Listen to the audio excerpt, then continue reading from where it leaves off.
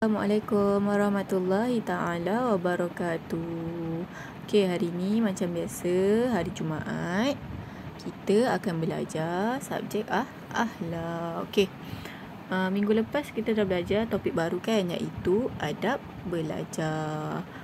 Adab belajar yang kita dah belajar minggu lepas, adab-adab ketika belajar dan doa sebelum dan selepas belajar. Okey, semua boleh buka buku teks akhlak muka surat 29 untuk topik adab belajar.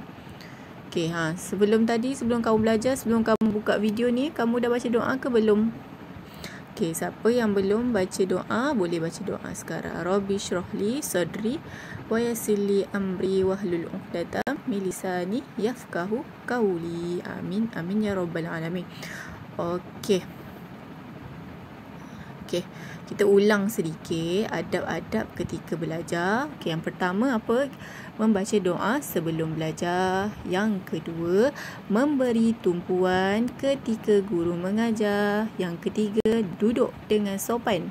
Yang keempat, tidak berbual-bual ketika guru mengajar. Yang kelima, taat dan patuh arahan guru.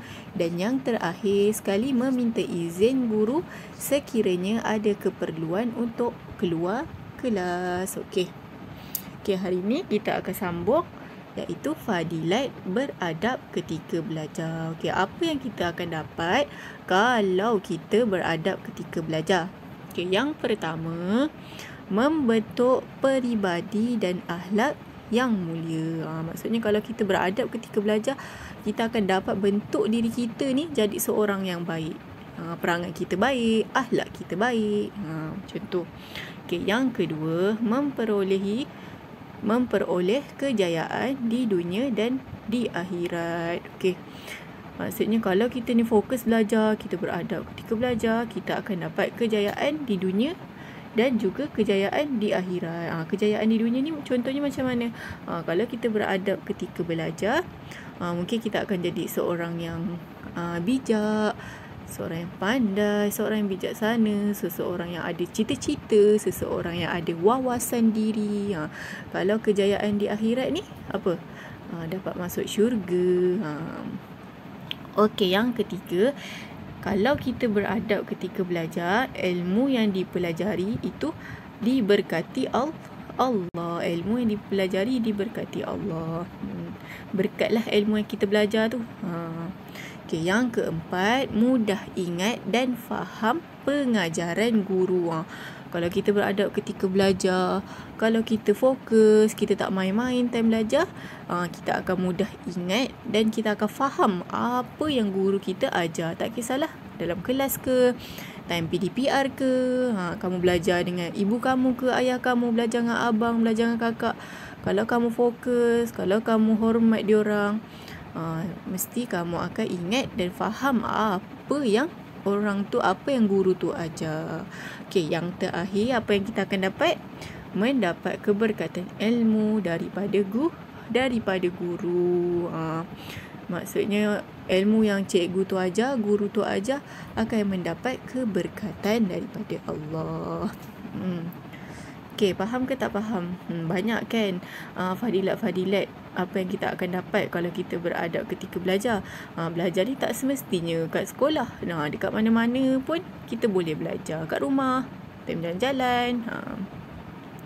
Nanti kalau kamu dah besar, dekat universiti kamu belajar.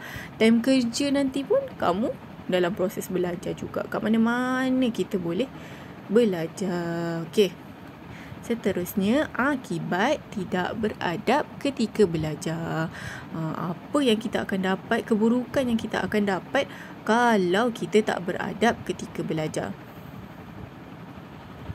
Okey, yang pertama, tengok yang poin yang pertama itu. Okey, yang pertama, tidak disukai oleh kawan. Tidak disukai oleh kawan ni contohnya kalau kat kelas kamu main-main, kamu kacau kawan, kamu tak fokus, kamu gurau dengan kawan time cikgu tengah mengajar, nanti kawan-kawan kamu pun akan marah kamu. Okey, yang kedua, tidak disenangi guru. Tidak disenangi guru. yang saya gariskan ni. Maksudnya kalau kita tak fokus, kita dalam kelas main-main, nanti cikgu ni pun marah. Bukan marah lah, macam geram lah. Kenapalah budak ni tak fokus? Kenapalah anak murid saya ni tak fokus dia belajar? Okay, yang ketiga, susah untuk memahami pelajaran. Maksudnya kalau kita tak fokus, kita main-main, kita tak baca doa, nanti kita akan susah lah nak faham apa yang guru tu ajar dekat kita, apa yang mak ayah kamu ajar, nanti kamu susah nak faham. Okay, yang terakhir, apa akibat yang kita akan dapat kalau kita tak beradab ketika belajar? Ilmu tidak diberkati oleh Allah. Nanti kamu bila tak diberkati tu, ilmu kamu tu sia-sia. Betul tak? Okay, faham ke tak faham? Dua ni, kena ingatlah, apa yang kita belajar, apa yang kita buat, kita akan dapat kebaikan, dan kalau kita tak buat, kita akan dapat keburukan. Okay, tengok yang sebelah. Okay, tengok yang tahukah anda, surat 34. Tahukah anda? Okay, dia kata apa? Kita tidak akan mendapat ilmu jika tidak ada ulama di muka bumi ini. Okay, daripada Abu Darda radhiyallahu anhu, Rasulullah sallallahu alaihi wasallam bersabda, innal ulama'a warasatul anbiya. Sesungguhnya ulama adalah pewaris para nabi. Okay, tanpa ulama, ilmu tu tak akan dapat disampaikan. Sebab itulah kita kena hormat guru-guru kita, ustaz-ustaz kita, ulama-ulama yang ada dekat dunia ni, kat Malaysia. Kita kena hormat dia sebab dia adalah pewaris para nabi. Maksudnya dia yang menyampaikan ilmu kepada kita. Jadi kita kena kita kena hargai, kita kena sayangi, macam tu. Okay, ingat hadis ni, innal ulama'u warasatul anbiya. Ulama adalah pewaris para nabi. Okay, tengok yang sebelah, surat 35. Imam Syafi'i radhiyallahu rahimahullah berkata, man arada dunya fa'alaihi bil ilmi wa man arada al-akhirata fa'alaihi bil ilmi wa man aradahuma fa'alaihi bil ilmi. Siapa yang menghendaki dunia, dia perlu ada ilmu. Sesiapa yang menghendaki akhirat, dia perlu ada ilmu. Sesiapa yang menghendaki kedua-duanya, dia juga perlu ada ilmu. Maksudnya kalau kita nak kerja dunia, kita nak berjaya di dunia, kita nak berjaya dalam pelajaran, kita nak berjaya jadi anak yang soleh, kita nak berjaya dalam kerjaya kita, dalam kehidupan kita, kita kena ada ilmu. Nak kata betapa pentingnya ilmu ni, kita kena cari ilmu tu. Maksudnya bukan kita nak buat apa-apa tu, kita kena ada ilmu. Kan dia kata kat saya, siapa yang menghendaki dunia, dia kena ada ilmu. Okay, siapa yang nak akhirat, kena ada ilmu juga. Contohnya kita nak masuk syurga, kita nak jauh daripada seksa kubur, kita kena ada ilmu. Kita kena tahu macam mana kita nak dapat masuk syurga. Kita kena usaha untuk kita dapat masuk syurga. Betul tak? Okay, so pesanan ustazah, belajarlah kamu di mana-mana, belajarlah bersungguh-sungguh. Sebab kita nak berjaya, kita kena ada ilmu. Pentingnya ilmu ni. Tak kisahlah ilmu tu bukannya semata-mata kita dekat sekolah. Dekat mana-mana pun kita boleh dapat ilmu. Kalau kita tengah jalan-jalan, ada macam kita ternampak, kita tolong orang tua, contohnya orang tua buta tengah melintas jalan, itu pun adalah salah satu ilmu juga. Okay, maksudnya kita kena berbuat baik kepada setiap orang, itu pun adalah satu ilmu. Okay, tengok tu yang nombor, yang warna kuning tu. Amalkan. Apa dia kata?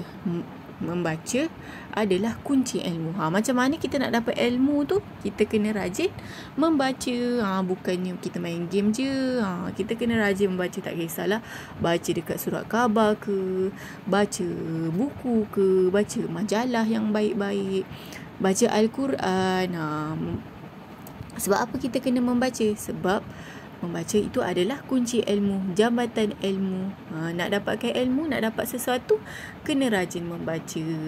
Okay, yang kedua, ilmu yang dipelajari hendaklah diamalkan dan disampaikan.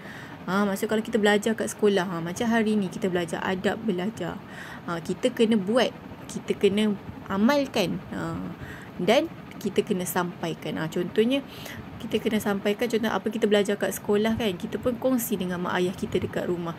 Contohnya hari ni kita belajar adab berkenderaan dekat sekolah. Lepas tu balik rumah, kamu pun cerita dekat mak. Okey mak, tadi belajar ni. Itu adalah kamu menyampaikan ilmu. Kamu dapat pahala, ustazah yang ajar kamu tu pun dapat pahala. Sebab ilmu itu berterusan.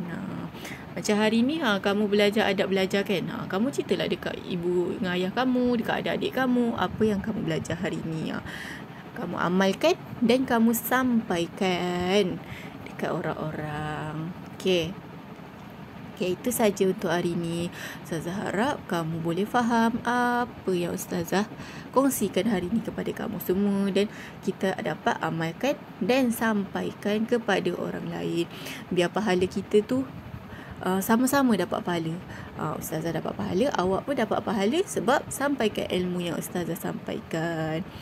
Okay, itu saja untuk hari ni. Belajar rajin-rajin untuk berjaya di dunia dan di akhirat. Assalamualaikum warahmatullahi taala wabarakatuh.